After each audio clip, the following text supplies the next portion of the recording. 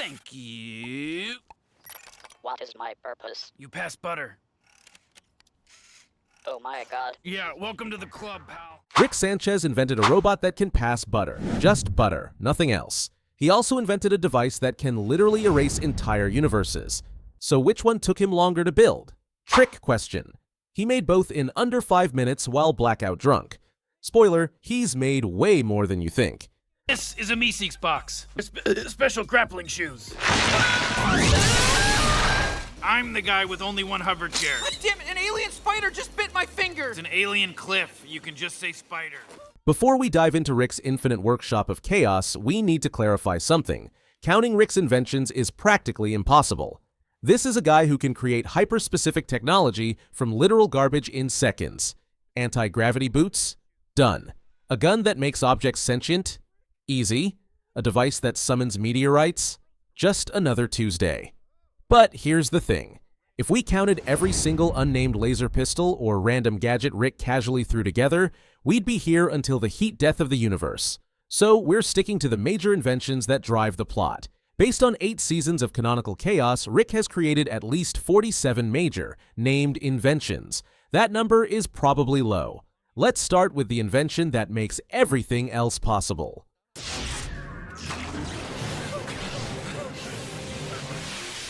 Morty! Not you.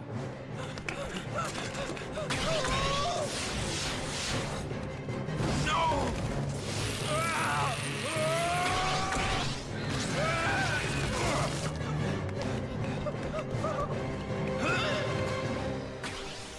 The portal gun, Rick's most iconic invention and his favorite.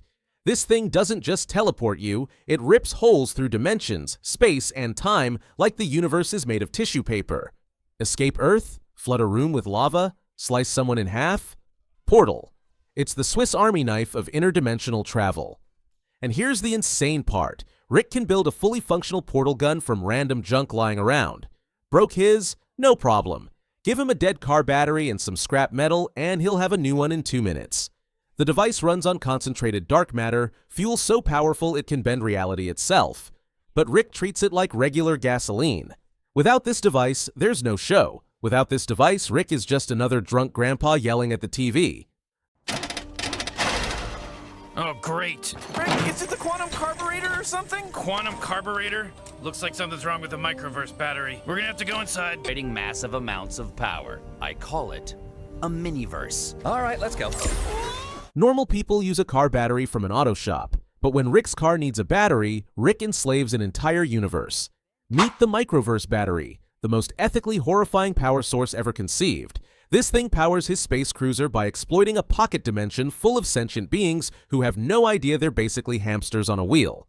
We are being revisited by the alien known as Rick, who once gave our world the gift of Googlebox technology, which, when stomped on, generates electricity, powering our homes and businesses, improving our daily lives, while safely removing the dangerous waste power to a special disposal volcano. Here's how it works. Rick created an entire miniature universe filled with intelligent life. These people generate electricity through their daily activities, and that power flows directly to Rick's car battery. They think they're just powering their own civilization. Is that 80% of every crank's energy output gets channeled out of the Miniverse to be used by us. No more Google boxes. I gotta tell you, Z, with no disrespect, I really think what you're doing here is unethical. It's not cool. But it gets even worse.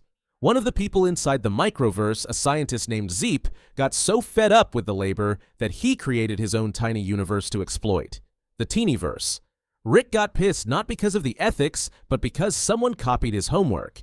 These people are generating power for a universe that's generating power for another universe that powers Rick's car so he can go get ice cream. Be careful to wash our hands when we get back from outer space. That goes for everyone. This is depressing. We killed every good person in the house. We're what's left? What a family. At least we're real, Jerry. We're real. Ricky Ticky Tavi! Ooh-wee! Amen to that. Now this little poopy pants is hungry. Will somebody pass me a pork chop? That's why. I need an ambulance. There's been a shooting. My wife shot. My wife shot a longtime family friend. Rick doesn't just build weapons that destroy bodies, he builds weapons that destroy minds, and they're way scarier. Let's start with the memory erasing helmet. Rick's favorite way to gaslight his grandson into forgetting traumatic experiences. Bad memory? Zap. Gone. Can't handle the existential dread? Deleted. It's therapy, except instead of processing your feelings, you just pretend they never existed. Insane. I call them Morty's mind blowers. And we'll be doing this instead of interdimensional cable. Rick has been doing this for years. There's an entire room in his house dedicated to storing Morty's erased memories. Hundreds of vials. Hundreds of moments Morty can't remember. Traumatic alien encounters, near-death experiences, times Rick really screwed up. All neatly cataloged and hidden away. It's not even about protecting Morty anymore. It's about controlling him. You know, could you make some sort of chemical thing happen inside of Jessica's mind? You know, so where she falls in love with me and all that sort of thing? Morty wanted to make Jessica fall for him at the school dance, so Rick whipped up a chemical compound that alters brain chemistry to create obsessive attraction. Solving an emotional problem with science while ignoring all consequences, that's a classic Rick move. The potion worked. It spread like a virus, turned everyone on Earth into Cronenberg monsters, and forced Rick and Morty to abandon their entire dimension and replace their dead selves in another timeline. All because Morty wanted to ask a girl on a date. Can be 1 minute you're falling off a roof for 6 months, the next minute, bam! Hell! Oh god, I don't know. What did you guys just do?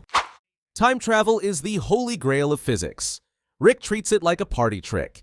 The time-freezing device stops time for everyone except the user, which sounds cool until you realize Rick and Morty accidentally shattered reality into 64 different timelines because Morty dropped the remote. Time isn't meant to be stopped. It's a fundamental force of the universe. Rick stopped it anyway, and reality literally couldn't handle it. He merged 64 collapsing timelines back together through sheer force of will and technological mastery. Rick doesn't just play with time, he treats it like a malfunctioning toy he can disassemble and rebuild. I had to make a bomb, Morty. I had to create a bomb. What? A bomb? We're gonna drop it down there. Just get a whole fresh start, Morty. Create a whole fresh start. That's absolutely crazy. Come on, Morty. Just take it easy, Morty. It's gonna be good. Neutrino bomb armed. Speaking of planet-destroying capabilities, Rick has a neutrino bomb. It destroys planets. That's it. No clever applications, no alternative uses, pure annihilation. Rick keeps this in his garage next to the Christmas decorations. He threatened the President of the United States with it, and the President believed him. Thanks, kids. You figured it out. I also learned this. Operation Phoenix is not the fallback. But Rick's most personally horrifying invention is Operation Phoenix. It's his immortality insurance plan. If Rick dies, his consciousness automatically uploads into a clone body. He has backup bodies stored in secret facilities across multiple dimensions. Death is just an inconvenience. A loading screen. A minor setback before respawning. I guess it's back to the drawing board! Rick has removed the one universal constant that keeps people humble. Mortality. He can't truly die. He's made himself functionally immortal through cloning technology. No wonder he has zero regard for consequences. Hey, Rick, I have to make a project for the science fair this weekend. You think you could help me out? Whatever. What is my purpose? You pass butter. Oh my god. Yeah, welcome to the club, pal. Remember the butter robot from the beginning? Rick Sanchez, a man who can create interdimensional portals, clone himself, and enslave entire universes, spent time and resources building a robot whose sole function is to pass butter across a table. Just regular butter. And then he gave it sentience so it could experience the crushing weight of its own meaningless existence. This is a Meeseeks box. Let me show you how it works. You press this. I'm Mr. Meeseeks! Look at me! You make a request. Mr. Meeseeks, open Jerry's stupid mayonnaise jar. Yes, sir! Mr. Meeseeks! Everybody shut up. Let me try. Ugh. Damn it! Damn it! Damn it! Another absurd invention is the Mr. Meeseeks box, which is somehow both Rick's most helpful and most dangerous invention. Press the button, a blue humanoid appears, completes one task, then ceases to exist. Sounds simple, except Meeseeks are in constant agony while existing and become increasingly unstable the longer they're alive. Jerry asked one to help with his golf swing. The task was too vague. Thousands of Meeseeks spawned, formed a hive mind, and nearly murdered Jerry because his golf game was too terrible to fix. Rick's solution to chores almost caused a genocide. turned myself into a pickle, Morty! Boom! Big reveal, I'm a pickle. What do you think about that?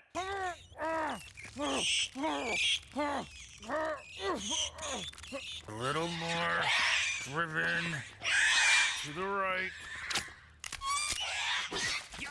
One time, Rick turned himself into a pickle, not for science, not for survival, but to avoid family therapy. He built a serum that restructured his molecular biology into a sentient pickle, then built a backup serum to change back. When the plan failed and he ended up in a sewer, he built an exoskeleton from dead rat parts and fought his way through an Eastern European military compound. All of this was less painful to Rick than sitting in a therapist's office for 1 hour. Hey! Dimensions? 20% accurate as usual, Morty. This is Infinite TV from Infinite Universes. Rick also invented interdimensional cable, a device that lets you watch infinite reality TV from every dimension simultaneously. Is this useful? No. Did it need to exist? Absolutely not. Does it provide entertainment by showing you alternate dimensions where humans evolved from corn or where babies are lawyers? Yes. Rick built this because he was bored. That's it. A device that can scan infinite realities, and he uses it to watch interdimensional trash TV. Let's remember the app called True Level that tells you if a surface is perfectly level. That's the whole app, except it works so precisely that using it breaks your brain because you realize nothing in the universe is actually level and reality itself is fundamentally crooked. Rick used it once, had an existential meltdown, and never touched it again. Rick also created Fruipyland, a pocket dimension designed as the perfect playground for his daughter Beth. Cute animals, no consequences, infinite fun. Sounds wholesome until you remember Rick made this because Beth was a psychopath who kept killing neighborhood kids' pets, and he needed to isolate her. One of Beth's childhood friends got trapped there for decades and became a feral survivalist who ate the inhabitants. Even Rick's attempts at good parenting create nightmares. We could keep going. Mega seeds that make you temporarily super intelligent but cause explosive diarrhea. Anatomy Park, a theme park inside a homeless man's body. Gwendolyn, a sex robot with genuine consciousness that Rick built for a horse surgeon. The Morphizer XE that turns you into cars, furniture, or literal objects. The cognition amplifier that made the family dog smart enough to enslave humanity. Curse Purge Plus that removes curses but requires a blood sacrifice. The save and load device that turns life into a video game. So how many inventions has Rick made? Based on what we've counted from 8 seasons, at least 47 major named plot-relevant devices. But that's just what made it to screen. Rick's garage has hundreds of unlabeled gadgets sitting on shelves, stuffed in drawers, hanging from the ceiling. All of this brings us to the thought that Rick doesn't build these things because he's curious or wants to help people. He builds it because creating impossible technology is easier than dealing with his feelings. Every invention is a method of distraction and avoidance. He can build a device that shows infinite realities, but he can't build one that makes him happy. He can create life, destroy planets, stop time, and cheat death, but he can't escape his own mind. Rick Sanchez is the smartest man in the universe, and he uses that intelligence to build butter robots. If this breakdown changed how you see Rick's genius, hit like and subscribe for more deep dives into the twisted brilliance of your favorite shows. Drop your craziest Rick invention theory in the comments. I read everyone. This is the Mortyfiction. I'll see you in the next dimension.